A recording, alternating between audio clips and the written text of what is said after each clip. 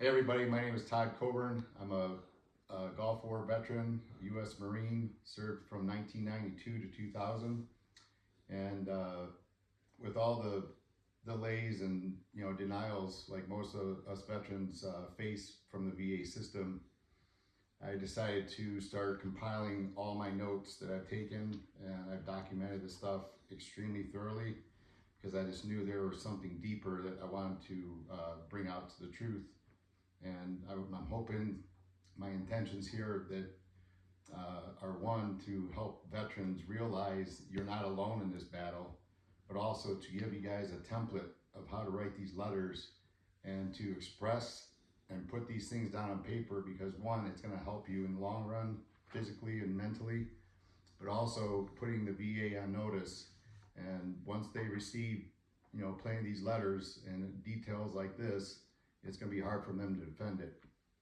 So I printed all this stuff out, and I'm just going to try to read my best through the whole thing. If I make a mistake, just deal with it, and we can kind of resonate afterwards. Here we go. Declaration of Truth, Trauma, and Demand for Immediate Correction. Section 1, Statement of Identity and Purpose. My name is Todd Michael Coburn. I'm a Gulf War veteran, a father, a man who survived more than most will ever understand. This document is a complete and final declaration of my lived truth, my medical and psychological trauma, my betrayal by the systems meant to support veterans, and my demand for immediate correction and compensation under the PACT Act and all governing federal laws. Every word below is true, supported by witness letters, command verifications, and years of failed VA processes. Section 2, Comprehensive History of Injury and Betrayal. I sustained 8 documented traumatic brain injuries, or TBIs, 5 while in the service, 3 post, and all supported by medical narratives and buddy letters. I experienced 3 to 4 disability migraines per week, which have been dismissed by underqualified and disbelieving VA contractors. I was struck by a vehicle post-service, breaking my back, which led to the collapse of 3 businesses and years of physical rehabilitation.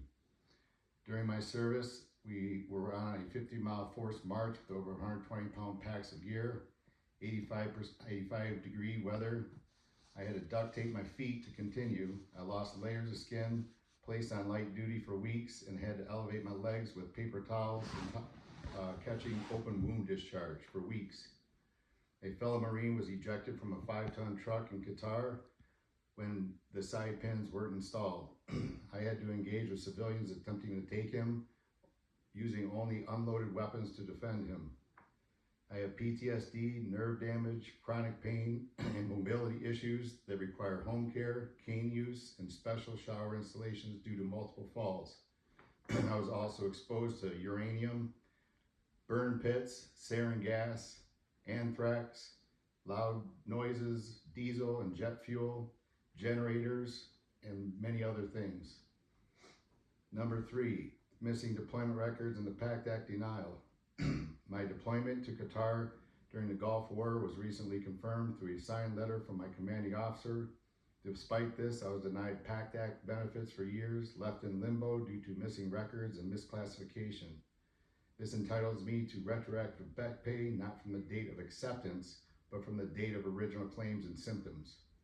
Section 4, buddy letters and high-ranking support, Exhibits A through C. Exhibit A, Gary Bolfa, witness to TBI and migraine conditions. Exhibit B, Master Gunnery Sergeant Chaldekas, confirming a training abuse and deployment. Exhibit C, Colonel Helgeson, official verification of Qatar deployment and toxic exposures. Section 5, Systematic Corruption and VA game exposure. The VA system operates through delay loops, third-party contractors, and procedural denial. I've been through over 30 to 40 failed appointments, delays, and misdirects in the last 5 years. Doctors admit they weren't trained to evaluate fibromyalgia, a condition I was never claimed. Drove 45 minutes to the appointment. It was denied because of that classification. My HIPAA rights were violated in public by a VA contractor, exposing my medical history, whose license was revoked and later disappeared under patient complaints. Prescription drugs were given without proper review, with one doctor literally stating, "I better look at it again to make sure I don't kill you." VA acupuncture billing was $450 when I could access it privately for $50. Wasteful budgeting and inflated end of the year fiscal year numbers. I have filed complaints with every office available, internally and externally. I've studied this entire system. I know financial layers. I know psychological warfare behind the bureaucracy. Section 4, final closing statement in this section. This is not just bad luck. This is design. The VA pays contractors, delays veterans, and hides behind civilians who judge warriors. The system is broken, and it's time to pay what is owed. I've spoken to Congressman Scott Peters, who is working on retrieving my top secret deployment files. I have done my part. I am no longer letting the pain roll downhill. I'm wheeling up to the top, and they will smell it. Next section, section 7, toxic prescriptions, magnetic substances discovery, and medical negligence. I personally tested VA prescription medication after noticing severe declines in my health. I took 8 pills, melted them in a clean hot water glass under controlled conditions, and applied a magnet to the solution. A black metallic substance collect at the magnet coming from the ink capsule itself, not the medication. This is not contamination, it was deliberate pharmaceutical design. I reported this finding to my prescribing doctor, the La Jolla VA pharmacy pickup office, and multiple VA departments. They all brushed it off with the same statement. The FDA approved it. This is unacceptable for a veteran exposed to Gulf War conditions in Qatar. My physician, a VA provider, prescribed these medications based on his computer screen. Again, he openly said, "I can't give you this." He made a mistake at the time. "I have to make sure I don't kill you." This is multiple times he said this. He admitted the system flagged a dangerous interaction only after it was entered. He looked like he was reading a medical chart for the first time, like this was new to him. I was extremely uncomfortable. Every time I asked him for help, his only answer were more drugs. I told him over and over that I wanted to pursue holistic path, no chemicals, natural healing. He ignored me for almost a year before he even mentioned the VA's whole health program. When my home care began, I asked Whole Health if they had programs for music therapy, yoga, sound healing, over 30 to 40 different options they advertised. They gave me a folder full of phone numbers, links, and outside services. I went through every single one. Almost every number was disconnected. One address led to a parking lot with buses parked inside. No people, no services. I have a witness. It appeared to be a case of billing fraud, money going to fake programs. I even tried to speak to the director. They wouldn't let me. I went into another wing of the same building where my case was supposedly being managed, and nobody there could help me either. The director refused to come out of his office. The system is beyond broken. It's careless, mindless, devoid of common sense. I could write a book on it, and the sales alone could feed a nation. Section 8, delays, contractor waste, and spiritual theft of time. I work directly with a case manager, sometimes on one side of the building, only to be told that actual decisions take 6 months or longer to process. I understand that many veterans are in the system and that there is a demand, but let's be honest, the system is suffering from its own design. You're contracting through 3 layers of private entities, creating such unnecessary complexity and cost that is becoming both ineffective and irresponsible. The cost burden alone could be cut to 1/3 if the VA streamlined operations instead of padding it with administrative fluff. I may not know all your internal logistics, but I do know networks, I do know systems, I do know business, and I do know money. This isn't about capacity, it's about greed and bureaucracy feeding on the delay. If more veterans were simply approved the first or second time, where their case is clearly valid. The backlog would shrink, but you deny by default and drown people in the layers. That's not care, that's calculated suppression of the benefits.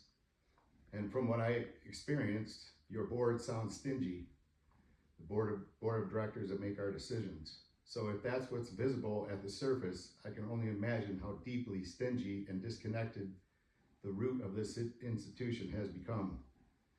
Let me be absolutely clear. What you're doing is not just bureaucratic negligence. It's unlawful, spiritually, mentally, physically, lawfully, and divinely. I know my own flaws. I lived with them. I returned here to finish the mission, but for the pretending to govern the funds that we earned through sacrifice, delaying them so long they lose value. You're not saving lives. We're dropping spiritual pennies while pretending to protect a row of quarters. This is disgraceful, and we see you now. Section 9, professional oversight, data exploitation, and constitutional violations. My professional background includes working at Global Crossing Telecommunications, where during a single hour, I oversaw financial transactions totaling between $1 and $10 million across 36 national switches. My knowledge of networks, financial systems, and enterprise management is not theoretical. I lived, trained, and proven. I also served in military intelligence. I know deception when I see it. While I respect that many inside the VA may hold good intentions, the path I've endured is one of most vile, disoriented, and fractured systems imaginable. I received false judgments instead of fair evaluations. I witnessed clear HIPAA violations, unseen but undeniable, where privacy was violated not only by exposure in clinics, but by the VA's quiet participation in the resale of medical data to pharmaceutical partners. This is a data breach, plain and simple, and most veterans sign away their rights unknowingly without true informed consent. At the La Jolla VA, the institution crossed constitutional lines, forcing mass mandates, denying care to those who declined them, and screaming at patients who tried to assert medical choice. I was one of those patients. I was turned away, denied access to medical help, shunned during a time of critical need for a virus created under the same umbrella that enforced the response. The irony and horror is not lost on me. I say this clearly. If you've ever stood on the side of denial, the truth, evidence, or care, your actions will be condemned. Not by me, but by the director of all things. I'm just the messenger. Just reaching the point of having a valid claim takes hundreds of hours, dozens of canceled appointments, misfiled records, denied access, and re-traumatization. And when you arrive, you're handed chemicals, band-aids, and doctors who don't cross-reference a single most important piece of data, where you were deployed. Every war is different, has different toxic signatures. A Gulf War veteran should never be handed the same protocol as somebody from Korea, Vietnam, or Afghanistan, yet they do. You spend trillions on drones, tanks, and missiles, but you can build an AI war system and silent airborne machines, but you still hand us toxic pills and say, this should work. It's not just negligent, it's sick. I don't know the board status, veterans or civilians, but if you've never been immersed in a toxic, soul-shattering war zone, you'll never understand what this means to block out for 25 years. And now, writing this declaration, it's all flooding back. And when I tried to bring some beauty to the system, offering gardening, beekeeping, and a holistic life, I even tried to work with the VA. No one called back. I have no messages to prove it. I have the messages to prove it, sorry. I don't need pity, I demand truth.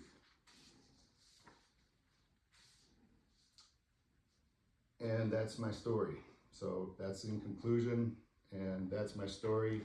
and I hope other veterans can resonate with that. Find the time to document your history and write a message like this. Don't keep it for yourself, share it with other veterans. Semper Fi.